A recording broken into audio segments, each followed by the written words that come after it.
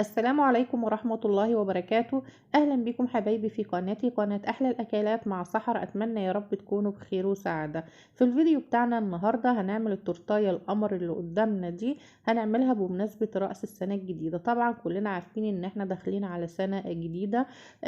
خلاص بقى، يعني فاضل كام يوم كده وندخل السنة الجديدة. يا رب تكون سنة سعيدة وسنة كلها خير علينا وعلى كل البشرية. يا رب تكون سنة كلها خير وكلها بركة، وربنا يبعد عنا الوباء ويبعد عنا البلاء، ويجعلها كده سنة فرح وسنة سعادة على كل الناس وعلى كل البشر. وطبعا مفيش احلى من ان احنا نبدأ السنة الجديدة بحاجة جميلة ومسكرة وحاجة كده تحفة وبسيطة. وطبعا كلنا عارفين الغلاء دلوقتي والاسعار المبالغ فيها، فانا حبيت اعمل معاكم التورتايه النهاردة. ولو حبيتي تنفذيها في البيت هتعمليها بطريقة بسيطة مش مكلفة، مش محتاجة منك تكنيك عالي، ولا محتاجة انك تبقي يعني ايه عارفة، او ان انت تشتغلي امكانيات بسيطة، ادوات بسيطة جدا. هتعمليها في البيت بكل بساطة وبكل سهولة، والتكلفة بتاعتها طبعا مش هتجيب نص التكلفة لو انت حبيتي تشتريها من بره.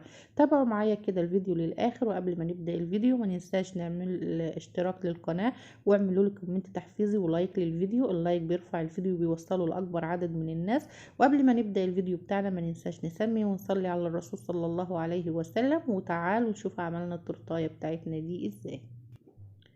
اول حاجه هنتكلم على الصور اللي انا مستخدماها على التورته، لان في ناس كتير بتسال عليها. لو عايزه تاخديها سكرين شوت، وكمان انا هرفع لك الصوره بتاعتها على المنتدى عندي على القناه. الصور دي يا جماعه عباره عن طبر ورقي. طب بنجيبه ازاي وبنجيبه من فين؟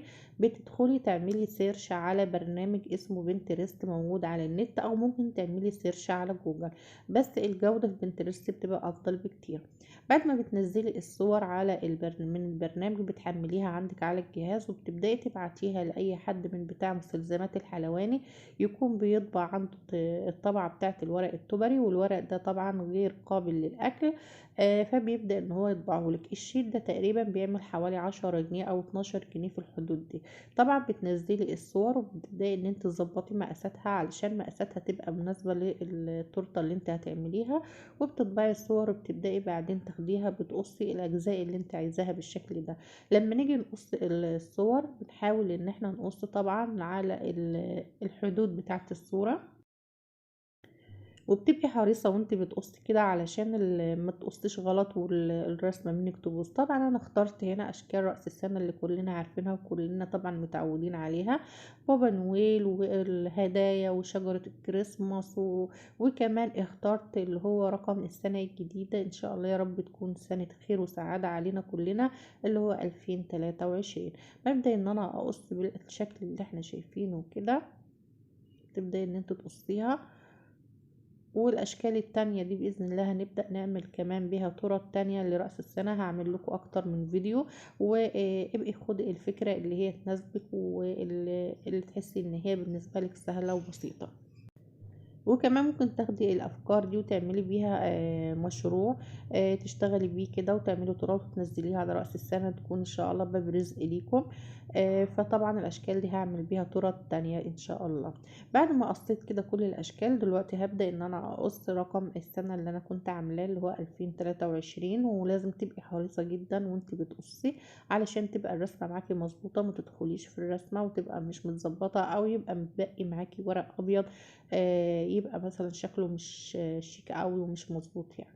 خلصت كده قص ورق الكوشيه، وده طبعا ايه فكرة الورق. دلوقتي هندخل على التورتايه بتاعتي النهاردة عاملاها مقاس 16. ودي طبعا عاملاها من صاج مقاس 30 في 40، مخرجة منه اكتر من تورتة. عملته كده وقسمت التورتايه لاربع طبقات، وحشيت بين كل طبقة والتانية طبقة من الكريم شانتيه والكريسبي، وغلفتها وجلستها ودخلتها التلاجة. اخدت كده جزء من الكريمة وضفت عليه لون احمر جل. ده طبعا لون جل بيبقى مصرح به غذائيا. بتبداي تقلبي اللون كده لحد اللون ما بيبقى بالشكل اللي احنا شايفينه. وده كان شكل القمع اللي انا استخدمته. هبدأ ان انا اعبي الكريمة في كيس الحلواني. ولو وصلت معايا لحد هنا في الفيديو ما تنسينيش باللايك واعملي لي اشتراك لقناتي. وكمان لو ليكي اي سؤال سيبهولي وانا هرد عليكي. هبدأ ان انا اعمل روزيتات ببساطة جدا. شايفين لو انت اول مرة تشتغلي تورت مفيش اسهل من كده. هبدأ اعمل روزيتات كده داير ما يدور التورتاية بتاعتي بالشكل اللي احنا شايفينه. كمان انا مبطئه لكم التصوير علشان ان شاء الله يبقى التصوير معكم واضح قوي. ولو انت اول مرة يعني تمسكي كيس حلواني ولا تبداي تشتغلي في تورت، باذن الله مش هتلاقي اي صعوبة في التورتاية بتاعتنا النهاردة، وتفرحي بيها ولادك وتفرحي بيها بيتك بتكلفة بسيطة جدا. طبعا لو حبيتي تشتريها من بره هتلاقي الاسعار ايه يعني حاجة فظيعة. كمان دلوقتي جبت جزء برضو من الكريمة وضفت عليه نقطة من اللون الأخضر، واللون ده طبعا برضو لون جل. حسيت ان اللون فاتح شوية فبدأت ان انا ازود عليه كمان سنة تانية من اللون الأخضر، وحبيت ان انا اقفل اللون بنقطة من اللون الأسود. ببدأ ان انا اقلب كده المكونات بتاعة اللون كويس جدا لحد ما احس ان اللون كله بقى ايه بنفس الدرجة. وبرضو هبدأ ان انا استخدم نفس الكريمة دي في ده شكل القمع اللي انا هستخدمه. حطيت كده كيس حلواني وحطيت القمع اللي احنا شايفينه. القمع ده مقاسه اكبر من القمع اللي انا استخدمته في الروزتات اللي فوق، لان طبعا حجم التورتايه مش كبير قوي. ما حبيتش اعمل اللي هي روزتات تبقى كبيره قوي تقفل معايا التورتايه وما الاقيش مساحه للتزيين. هبدا برضو اعمل نفس فكره الروزتات اللي انا عملتها فوق، هعملها برضو داير ما يدور اطار للتورتايه بتاعتي كده من تحت.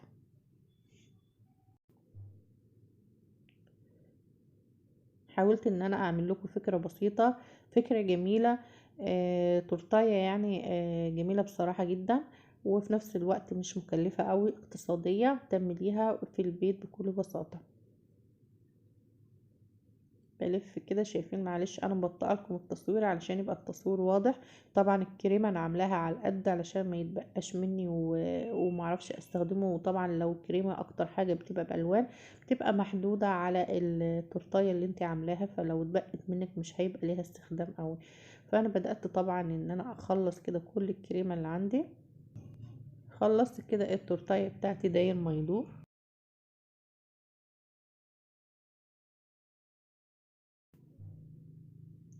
ودلوقتي هبدأ ان انا اثبت عليها التوبر الورقي. اخدت اللي هو الشكل ده البابا نويل اللي هو جوه جذع جذع الورد، الفرع بتاع الورد كده. بدأت ان انا احطه في المقدمة بتاعت التورتاية.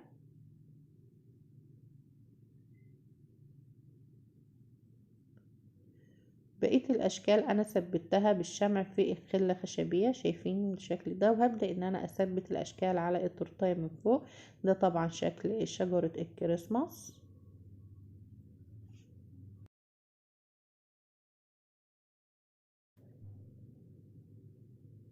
وهنا حطيت طبعا بابا نويل، يعني بتغيري بقى في الاشكال زي ما انت حابه. هحط كمان اللي هو الغزاله، وكمان هحط الهدايا.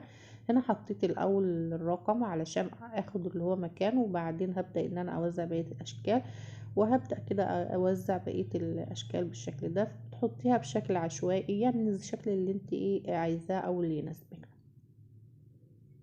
شايفين انا هنا كنت بختار احط الغزاله فين اهو كده. حطيت كمان الهدايا.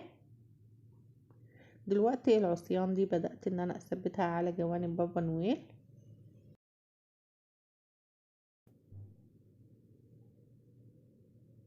اخر حاجة بقى عندي كان كريسبي لونه احمر، فبدأت ان انا ايه يعني ادي اضاءة كده للون الاخضر بيه. حبيت ان انا احطه على الروزيتات اللي لونها اخضر. ولو انت مش موجود عندك برضو ممكن تستغني عنه، لان برضو التورتاية من غيره كانت جميلة.